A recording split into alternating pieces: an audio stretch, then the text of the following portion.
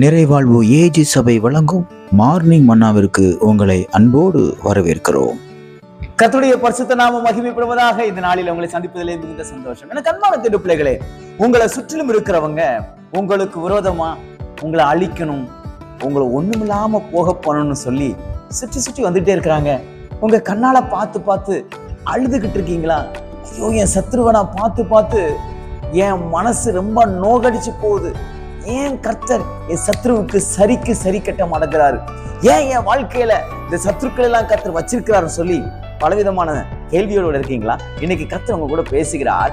ஏசாயா கர்த்தர் புத்தகம் 49 அதிகாரம் 17 வசனத்துடைய கடைசி பகுதி இப்படியாக சொல்லுகிறது: உன்னை நிர்மூலமாக்கினவர்களும் உன்னை பாழாக்கினவர்களும் உன்னை விட்டு புறப்பட்டு போவார்கள். இந்த நாள் உங்களை சுற்றிலும் இருக்கக்கூடிய சத்துருக்கள் சிதறடிக்கிற நாள்.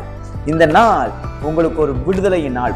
எந்தெந்த சத்துருவெல்லாம் பார்த்து பார்த்து ரொம்ப பாய்ந்து கொண்டிருந்தீங்களோ அவர்கள் உங்களை விட்டு புறப்பட்டு போகிற நாள்.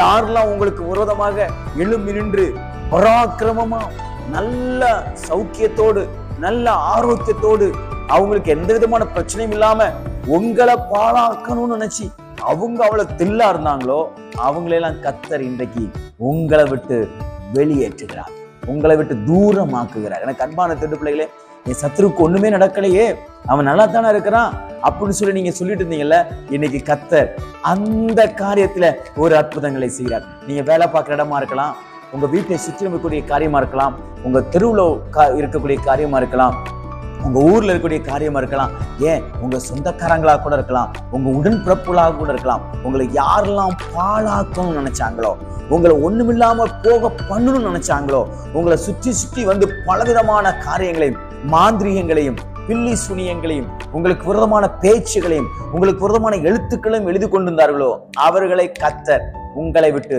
தூரமாக்குகிற நாள்.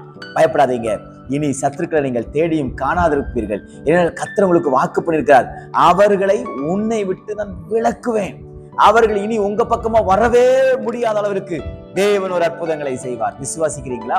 நீங்க சத்துருக்களுக்கு நீங்க சரிக்கு சரி கட்ட முடியாது, ஆனால் வானத்தையும் பூமி உண்டாக்கின கர்த்தர் சரி கட்ட முடியும். வானத்தையும் பூமி உண்டாக்கின கர்த்தர் உங்களுக்கு நன்மை செய்ய முடியும். விசுவாசத்தோடு காத்திருங்கள். இந்த நாள் சத்துருக்கள் சிதறடிக்கிற நாள், உங்களை சுற்றிலும் சமாதானம் உண்டாகிற நாள், இன்னைக்கு ஒரு பெரிய சந்தோஷம் உண்டாகிற நாள். இனி இப்படிப்பட்ட சம்பவங்கள் அவன் செய்யக்கூடிய நபர்களை நீங்கள் தேடியும் காணாதிருக்கிற நாள். நீங்கள் எப்படிப்பட்ட ஒரு காரியத்துக்குள்ளாக போக வேண்டும் என்று விரும்பி இருந்தீர்களோ அந்த நாளை இந்த நாளாக தேவன் மாற்றி கொடுப்பாராக. உங்கள் வாழ்க்கையில் தேவன் அற்புதங்களை செய்வாராக. உங்கள் சத்துருக்களுக்கு சரி கட்டி உங்களுடைய தீமிலிருந்து கர்த்தர் விலக்கி பாதுகாத்து சமாதானத்தினாலும் சந்தோஷத்தினாலும் நிரப்புவாராக. இதனால் உங்களோடு கூட கர்த்தர் நடத்துகிற பெரிய காரியங்களை பார்க்கிற நாளாக தேவன் மாற்றி கொடுப்பாராக. God bless you.